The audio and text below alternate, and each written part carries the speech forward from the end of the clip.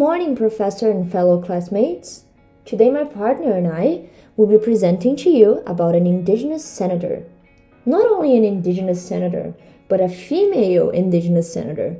How cool is that?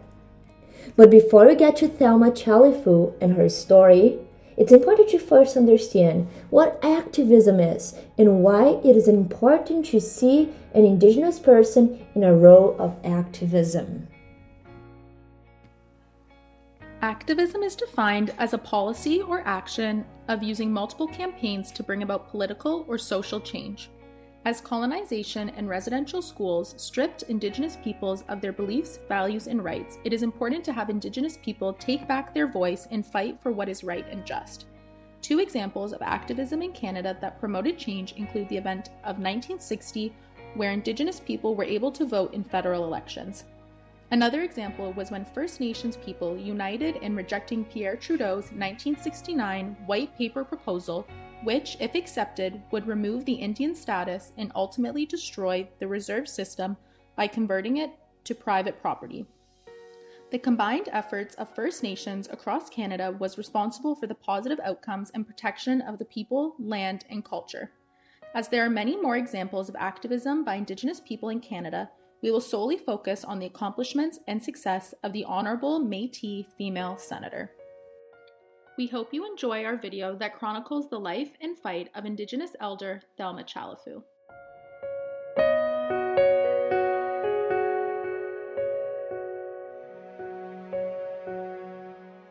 On February 8, 1929, Helene and Paul Villeneuve welcomed their baby girl. Calgary was in the midst of a blizzard, and Thelma's father saw this as a sign that his daughter would grow to be independent and strong. And that's exactly what she did. Being born in the decade of the Great Depression and having to help support her family from a young age, she learned the importance and value of hard work. Thelma married Robert Coulter at a young age where she welcomed 4 children. After her husband returned home from the Korean War with post-traumatic stress disorder, he became abusive and abandoned his pregnant wife and his children. While pregnant with her 5th child, Thelma needed support and reached out to social services in 1958. At this time, her children were taken away from her and placed into the child welfare system as a way to educate Indigenous children in Christian and Euro-Canadian values with the intention of introducing them into mainstream society. This was known as the 60 Scoop, and Thelma had to work harder than ever to get her children back. She finished her high school education while working 2 jobs. She eventually regained custody in 1965. This personal life situation played a major role in Thelma's activism towards Indigenous children, families, and communities. There was no stopping Thelma in her desire to make a change. She continued her education in 1968 by attending classes in sociology at Lethbridge Junior College, all while birthing 2 more children. In the late 60s, Chalifoux got her first job at the Métis Association of Alberta. During the 12 years she worked there, Thelma advocated for food, affordable shelter, subsidies, and higher welfare grants for Métis families. Prior to beginning her political career, Thelma began working for the Company of Young Canadians, in which she took action and control in helping to develop the Indigenous community and housing situation. As a woman who was not afraid to share her voice or opinion, she not only hosted but also produced a radio show.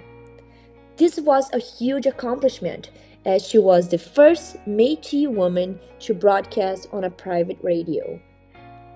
In the 1970s, Thelma co-founded the Native Friendship Center and operated a home for victims of domestic violence.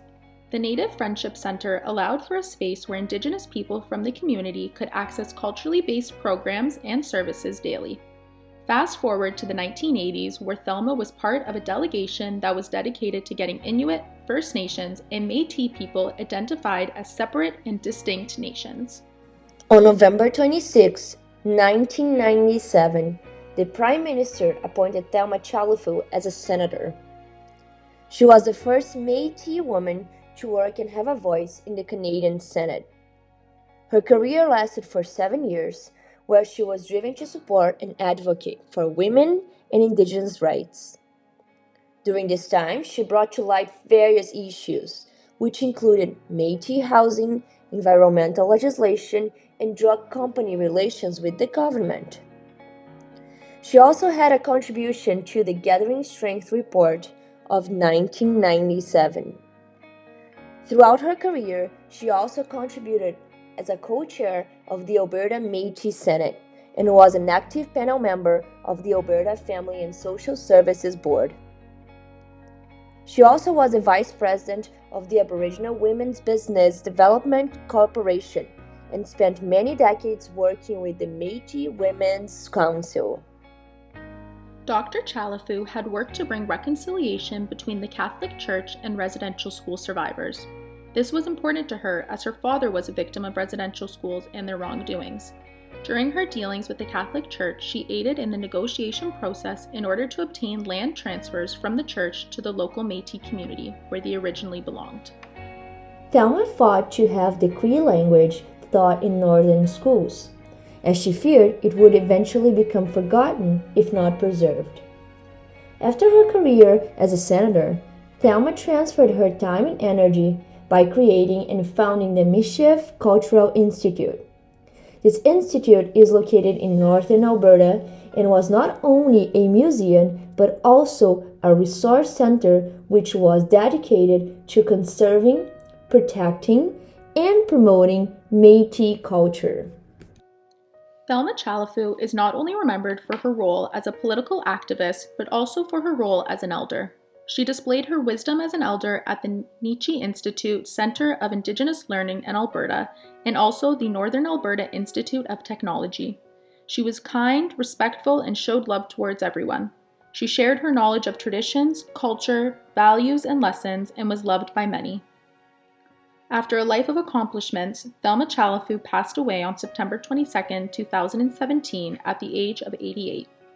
She was a strong, independent woman who was ultimately a force to be reckoned with. She will continue to be recognized, honored, and remembered for being a woman ahead of her time and for her activism and fight for Indigenous people.